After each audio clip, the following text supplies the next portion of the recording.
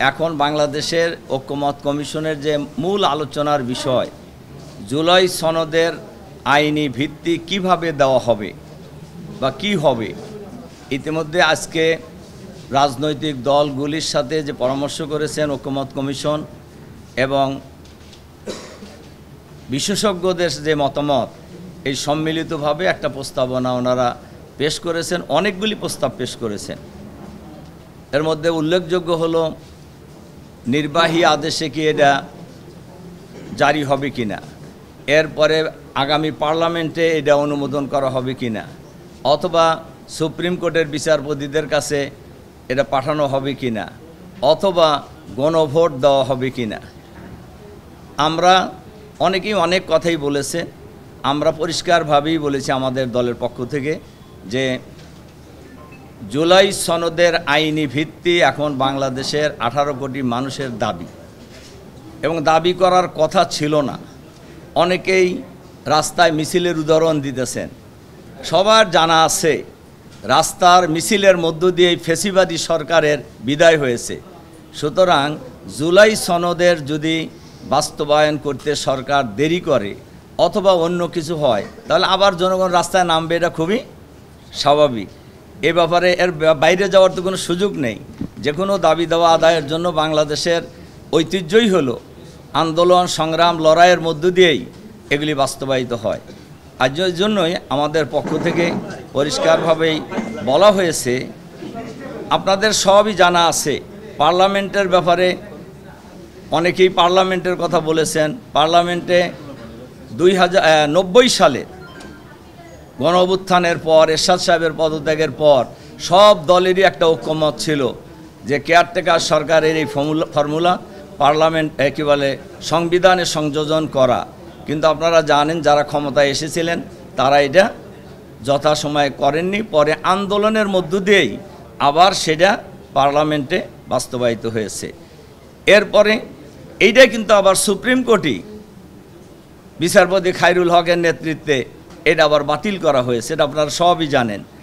এজন্য আমাদের বক্তব্য হলো যে কনস্টিটিউশনাল অর্ডারের মাধ্যমেই এটা বাস্তবায়ন করতে হবে। প্রয়োজনে এরপরে গণভোটে আমরা যেতে পারি, তবে এটা ইলেকশনের পরে নয়। অবশ্যই জাতীয় সংসদ নির্বাচনের আগেই এ ব্যাপারে গণভোট হতে হবে। এটা হলো আমাদের মূল বক্তব্য। কাজে এই বক্তব্য আমাদের পক্ষ থেকে আজকে ঐক্যমত কমিশনের মিটিংয়ে আমরা পরিষ্কারভাবেই বলেছি। এটাই হলো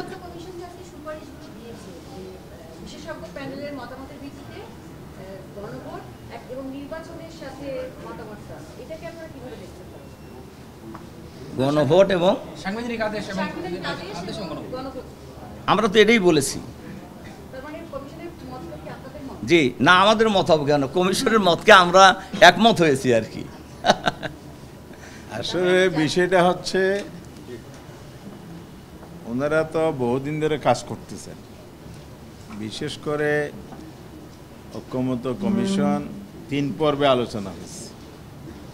নাম্বার 1 হচ্ছে প্রথম পর্বে 166টা নিয়ে ঐক্যমত, আবার মৌলিক 19টা নিয়ে দ্বিতীয় পর্যায়ে আলোচনা করেছে।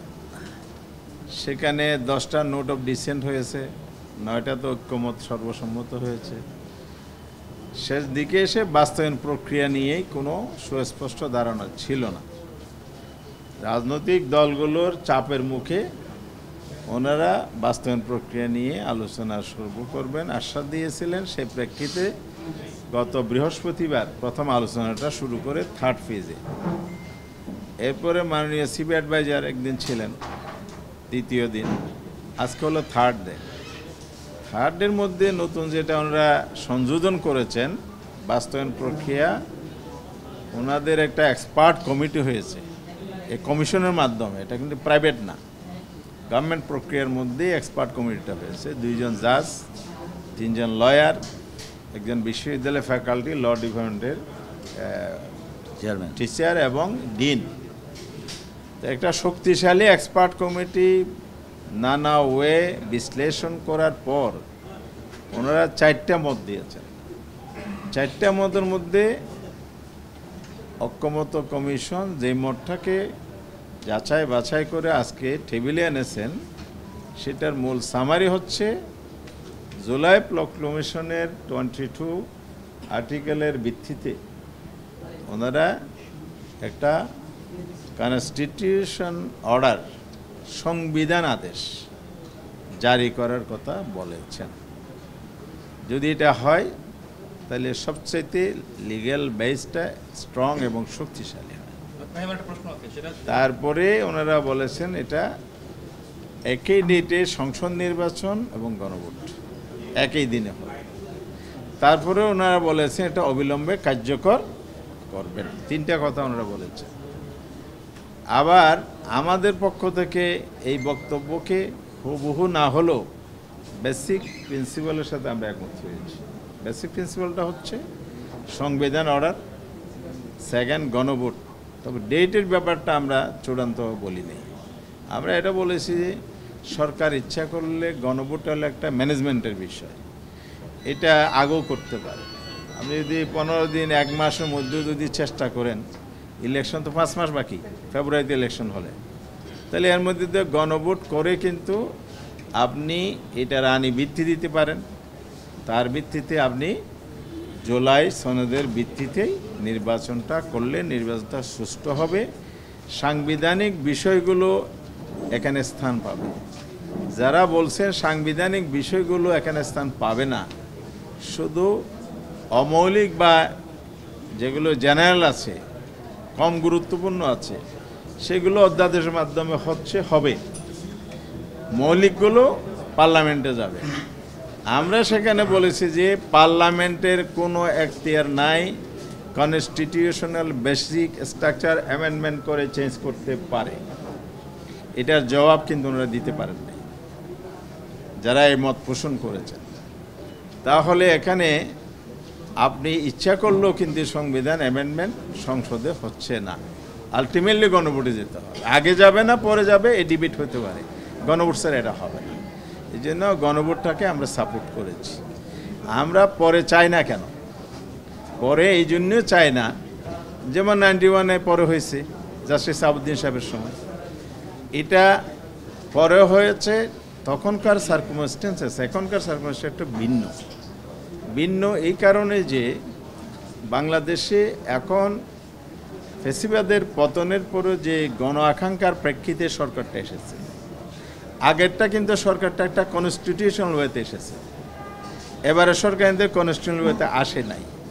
যেমন আপনারা জানেন, এরশাদ সাহেব রিজাইন করার আগে উপরাষ্ট্রপতির নিয়োগ জাস্টিস সাহাবুদ্দিনকে এনে, পরে আবার উনি রিজাইন করলেন, এরপরে প্রেসিডেন্ট হলেন, তারপরে তিনি কেয়ারটেকার সরকারের প্রধান হয়ে ইলেকশন করলেন। এই যে কনস্টিটিউশনাল প্রসেসটা কিন্তু এবার হয়নি। এবার কি হয়েছে? এটা বিপ্লব হয়েছে, এটা গণ অভ্যুত্থান হয়েছে, জনগণের অভিপ্রায়ের প্রেক্ষিতে কিন্তু রেভুলেশন বা আপনার এটা অভ্যুত্থান, আপনি এটা বাস্তব। অভ্যুত্থানটা আগে হয়েছে না ডক্টর ইউনূস সরকার আগে হয়েছে? অভ্যুত্থানের পরের 3 দিনও তো সরকার ছিল না, 8 তারিখ গিয়ে সরকার গঠিত হয়েছে। তাহলে এখানে জনগণের অভিপ্রায়টা হলো সব কিছুর উপরে। ওনারা যে পদ্ধতিটা অবলম্বন করেছেন, যদি আজকে আমরা 1 বছর পরে এই বিতর্কে যেতে চাই না, এটা আমরা মেনে নিয়েছি সবাই, এই কারণে যেতে চাই না। কিন্তু প্রশ্নটা অনেকেই রেজ করেছেন, আমরা না, অনেকেই আইনজ্ঞরাও রেজ করেছেন। আপনার হাইকোর্টে গিয়েছেন, হাইকোর্টে অ্যাটর্নি জেনারেল একটা আবেদন করলেন, তৎকালীন হাসিনার আমলের অ্যাপিলেট ডিভিশন চিফ জাস্টিস যিনি ছিলেন তার নেতৃত্বে কিন্তু একটা অ্যাডভাইস দিয়েছে। তো অ্যাডভাইস কি কোনো রায়? অ্যাডভাইসের মধ্যে কনস্টিটিউশন চেঞ্জ হয়, কনস্টিটিউশনাল অ্যাপয়েন্টমেন্ট হয়? নো, কনস্টিটিউশনাল অ্যাপয়েন্টমেন্ট একটা অ্যাডভাইসের ভিত্তিতে হতে পারে না। আর এটা হিয়ারিংও হয়নি, গ্যাজেট নাই, সার্টিফিকেট কপি নাই, রায় হিসাবে এটা প্রকাশিত হয়নি, একটা লেটার, সেখানে তার প্রেক্ষিতে মানে একটা দুর্বল ভিত্তির উপর এটা হয়েছে। তারপরও যেহেতু জনগণের অভিপ্রায় ছিল এটা সব কিছুর উপরে বলে আর্টিকেল 7 আছে, সেই কারণে আমরা অ্যাকসেপ্ট করে নিয়েছি, আমরা কোঅপারেট করেছি। গভর্নমেন্টের নেতৃত্বে কিন্তু আগামী নির্বাচন হবে, এই কার্যক্রম হবে, সব কিছুর ব্যাপারে আমরা ঐক্যমত পোষণ করে অগ্রসর হচ্ছি। এটা কেন? ন্যাশনের গ্রেটার ইন্টারেস্টের স্বার্থে, রাষ্ট্রের নিরাপত্তা, জনগণের নিরাপত্তা। এটাই রাষ্ট্রকে টিকিয়ে রাখতে হলে একটা সরকার লাগবে, সরকার রান করাইতে হবে। এই দেশ এবং জনগণের স্বার্থে আমরা এটাকে সাপোর্ট করে গিয়েছি, সামনে আমরা করে যাব। কিন্তু প্রশ্ন হচ্ছে আবার এই জুলাই চার্টারকেও যদি আপনি কোর্টে নিয়ে যান, আমরা স্পষ্ট করে বলেছি ইতিমধ্যেই আমরা এগুলো কিছু কিছু ঘটনাবলী দ্বারা আমরা লক্ষ্য করেছি, আমাদের অবজারভেশন এখানে আছে। যেই জায়গায় বাংলাদেশে কনফ্লিক্ট অফ ইন্টারেস্ট থাকে সেই জায়গায় কিন্তু প্রভাবিত হয়ে যে কোনো অপিনিয়ন আসতে পারে। ভেরি ক্লিয়ারলি বললাম, প্রভাবিত হবে, এই জন্য হবে কেয়ারটেকার সরকার যদি আবার ফিরে আসে, অনেকেই সেটার চিফ অ্যাডভাইজার হওয়ার জন্যেই অনুকম্পা নেওয়ার জন্য অতীতও ছিল, এখনও থাকতে পারে। আবার অনেকেই মনে করে যে আমি যদি এই জায়গায় একটু সুবিধা দিয়ে তাকে আমি আবার বড় সুবিধার দিকে যেতে পারবো। অর্থাৎ পেশাগত এবং পার্সোনাল স্বার্থ যখন কনফ্লিক্ট করে, সে জায়গায় মানুষের হিউম্যান নেচার হচ্ছে তার পার্সোনাল ইন্টারেস্টটাকে প্রায়োরিটি দেয়। বাংলাদেশে অহরহ এগুলো হয়েছে। এই পার্সোনাল যে ইন্টারেস্টটাকে প্রায়োরিটি দেয়, যেটাকে বলা হয় কনফ্লিক্ট অফ ইন্টারেস্ট, তো সেই জায়গায় আপনি গিয়ে বিচার বিভাগকেও আপনি বিতর্কিত করবেন, আবার দেশ এবং জনগণের একটা আস্থাহীনতার জায়গা তৈরি করে জনগণ, আদালত, এই যে একটা বিভ্রান্তি তৈরি হবে, বায়াসনেস বা প্রভাবিত হয়ে কিছু আসছে কিনা এই প্রশ্নটা যে আবার উত্থাপিত হবে, সেই জায়গায় আমরা যাব কেন? যেটা হয়েছিল জাস্টিস খায়রুল হকের বেলায়, তিনি কেয়ারটেকার সরকার ব্যবস্থা যেটা বাতিল করেছে আদালতের রায়ের মাধ্যমে, তখন আমরা যারা এখন 106-এর কথা বলছি তারাই তো রাজপথে আন্দোলন করেছেন, সংগ্রাম করেছেন, বক্তৃতা দিয়েছেন যে আদালতের গাড়ে বন্দুক রেখেই শেখ হাসিনা এটা করেছেন। তা আপনার আগের বক্তব্য আজকে অভিমত, তো একটার সাথে তো একটা স্ববিরোধী। তার মানে এই ঐক্যমত্য কমিশনের ভিতরে কিন্তু বহুবার আলোচনা হয়েছে, আদালতকে আমরা বিতর্কের ঊর্ধ্বে রাখতে চাই। এটা জনগণের আশ্রয়স্থল, সেই জায়গায় যাওয়াটা ঝুঁকি। আরেকটা কথা হচ্ছে, আপনি কনস্টিটিউশনাল গভর্নমেন্ট বলবেন, কনস্টিটিউশন অ্যামেন্ডমেন্ট বলবেন, কমিউনিস্ট অ্যামেন্ডমেন্টের জন্যই আপনি একটা সেখান থেকে অপিনিয়ন আনতে চাইবেন, একটা অ্যাডভাইস নিতে চাইবেন, তারা কি আইন প্রণেতা?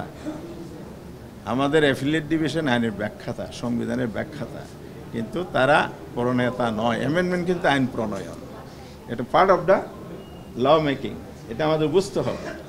এই জায়গায় কনফিউশন তৈরি করার কোনো সুযোগ নাই।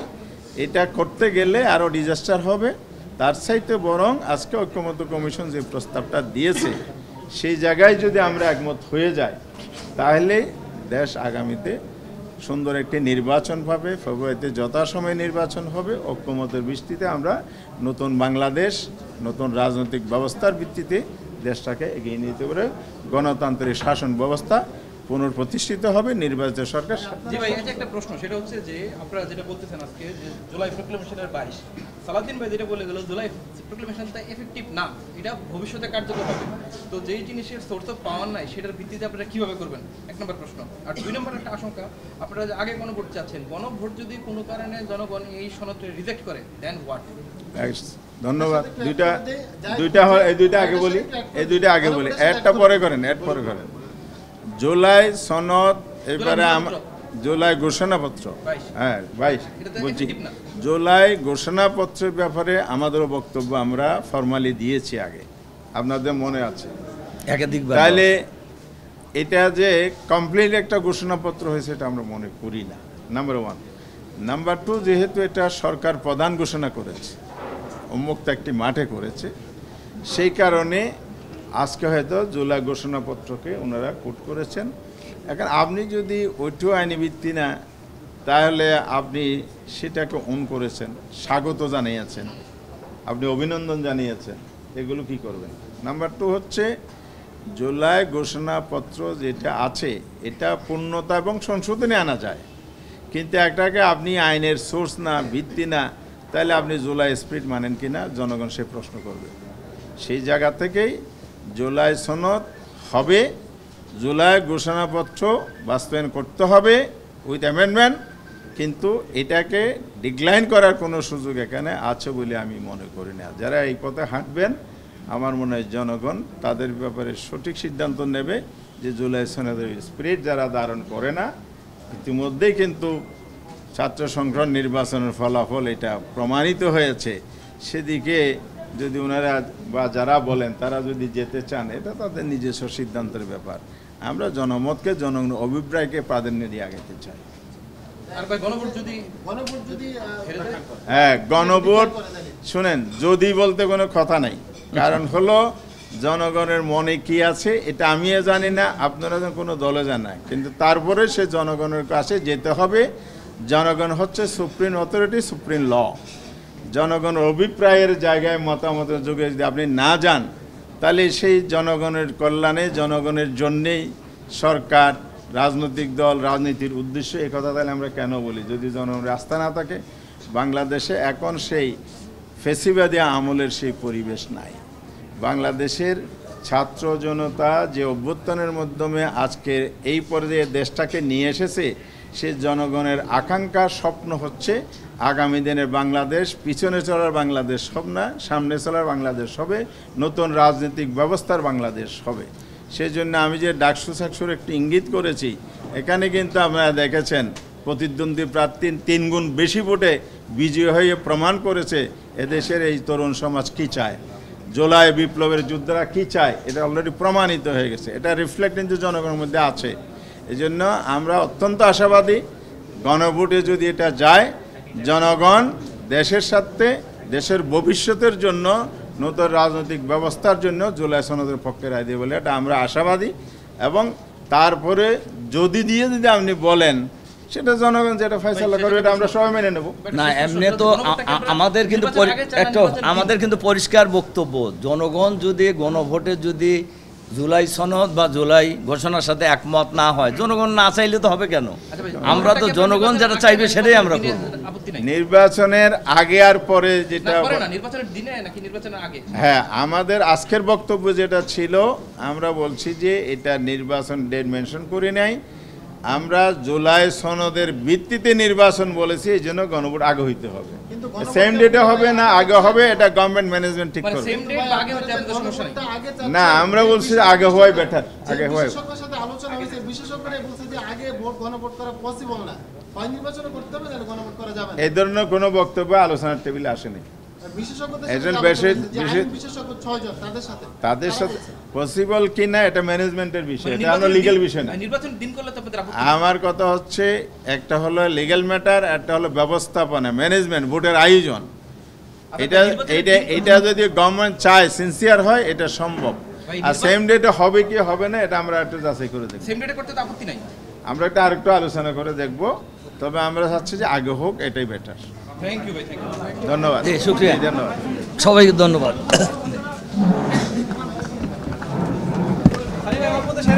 গণভোট কি আগে না পরে?